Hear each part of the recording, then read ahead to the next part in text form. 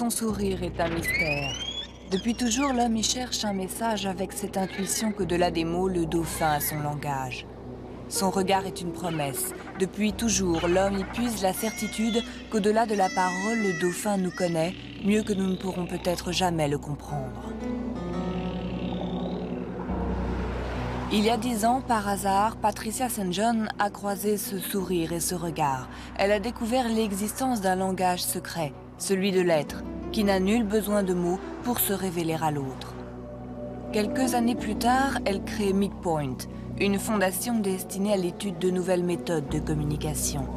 Une fondation qui s'est depuis lancée dans une merveilleuse aventure, aider les enfants autistes, au-delà du silence, comme avec les dauphins, chercher avec eux un autre langage. Je travaille avec les dauphins parce qu'ils ont entre eux une véritable organisation sociale, ainsi qu'une grande capacité à vivre dans la nature. Les enfants autistes ont besoin d'apprendre ces choses, et peu de gens ont réellement compris qu'ils doivent avant tout résoudre leurs problèmes avec leur environnement.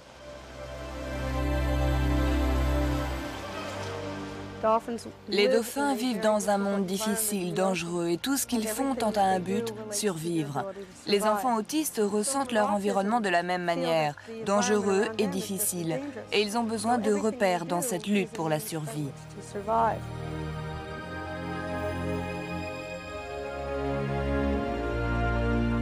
Christopher connaît cette peur du monde extérieur. Il vit avec depuis 8 ans. Pour quelques semaines, et sans doute pour la première fois de sa vie, il va quitter sa maison du Connecticut pour rencontrer un dauphin.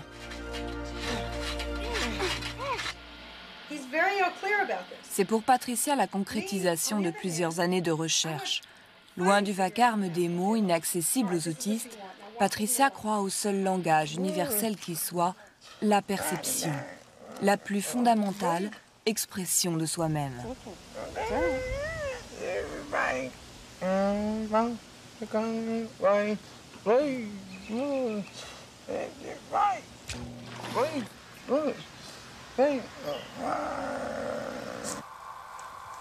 Une histoire inaudible aux oreilles, mais ressentie dans la chair, l'âme et l'esprit. Cela faisait plus de 5 ans que Patricia s'occupait d'Amy. Jamais en 18 ans, elle n'avait accepté que quelqu'un, même ses parents, ne l'embrasse. Jamais jusqu'à ce jour.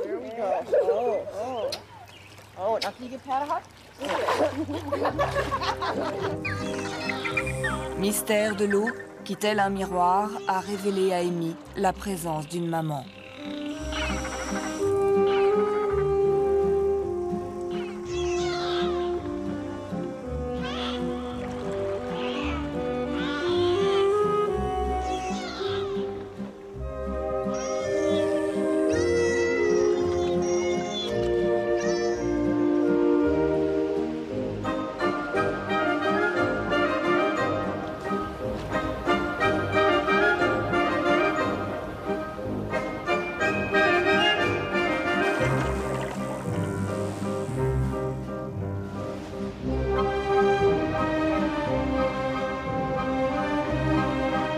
Entre Patricia et les dauphins, c'est une histoire d'intuition et d'instinct. L'instinct de l'autre qui seul provoque et guide leur rencontre.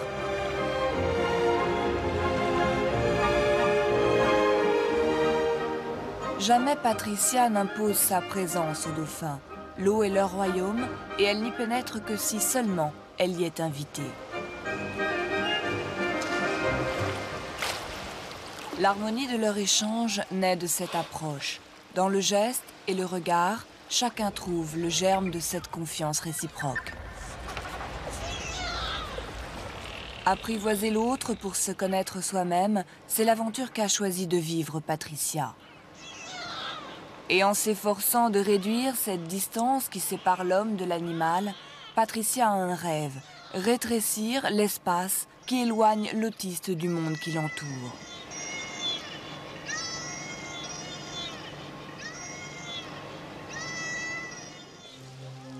Un objectif qui passe nécessairement par la formidable rencontre du dauphin et de l'autiste. C'est la première fois que Patricia tente cette expérience. Christopher est maintenant seul face à l'animal et la symétrie est saisissante.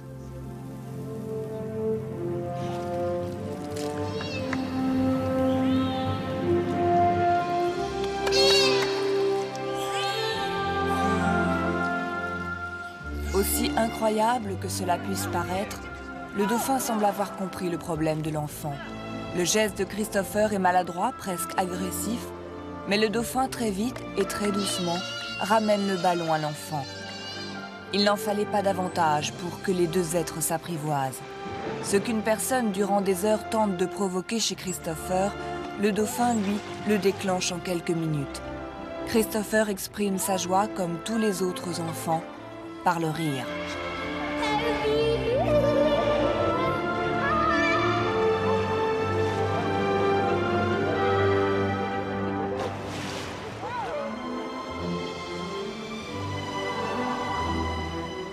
S'il ne s'agit encore que d'un terrain expérimental, le résultat est indiscutable, en tout cas très encourageant.